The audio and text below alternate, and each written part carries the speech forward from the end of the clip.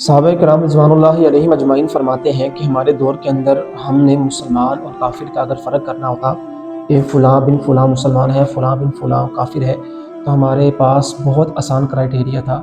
جو انسان نماز پڑھتا تھا وہ مسلمان تھا، جو نماز نہیں پڑھتا تھا وہ کافر تھا۔ استغفر اللہ۔ آج سوچیں کہ کتنے مسلمان ہیں۔ اس حدیث کو بہت دفعہ آپ نے پہلے سنا ہوگا، لیکن اس کو ذرا فیل کریں۔ صحابہ کرام رضوان اللہ علیہم اجمعین کے نزدیک، ان کے نزدیک مطلب کہ اللہ کے رسول کے نزدیک، انسان نماز پڑھتا تھا وہ مسلمان تھا، جو نماز نہیں تھا پڑھتا وہ کافر تھا۔ آج ہمارے گھروں کے اندر اگر 10 افراد ہیں تو 2 نماز پڑھتے ہیں، اللہ ماشاءاللہ 8 نہیں پڑھتے، اور عاشق رسول ہیں وہ۔ یہ بات کو یاد رکھیے گا، نام نہاد مسلمان ہے وہ۔ ہر چیز کی چھوٹ ہے، ہر چیز کی رخصت ہے دین اسلام کے اندر سوائے نماز کے۔ نماز ستون ہے، نماز کے اوپر ہمارا دین منحصر ہے۔ میں بہت گنے چنے مختصر الفاظوں میں بیان کر رہا ہوں کہ نماز کی فکر کریں۔ جو انسان آج بھی نماز نہیں پڑھتا وہ خود کو مسلمان نہیں کہلوا سکتا۔